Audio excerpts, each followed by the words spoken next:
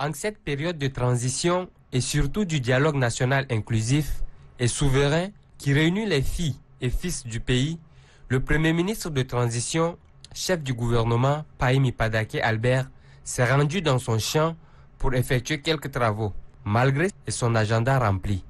Pour celui-ci, il faut consacrer un temps à la nature. Ce fils d'agriculteur et d'éleveur reconnaît son amour pour les activités agricoles et invite les jeunes à s'intéresser à la terre nourricière.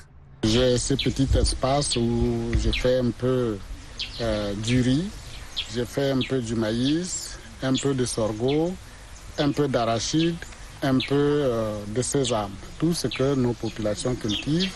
Et je pense que en faisant cela, je découvre moi-même que les terres tchadiennes sont des terres extrêmement fertiles où on peut tout produire. Logiquement, en nous investissant tous dans le travail de la terre, le Tchad ne devait pas avoir un problème d'alimentation pour sa population.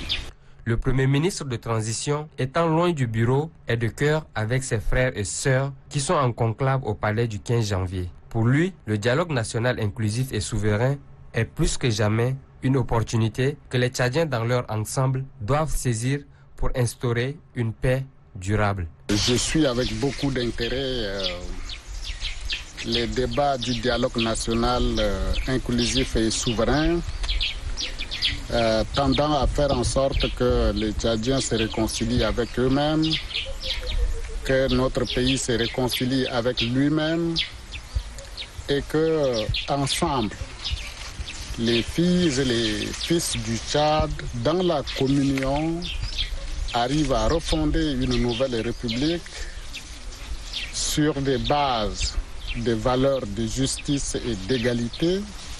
Il faut noter que le Premier ministre de transition, Pahimi Padake Albert, dans un proche avenir, pourra mettre à la disposition des consommateurs des variétés des fruits produits dans son champ.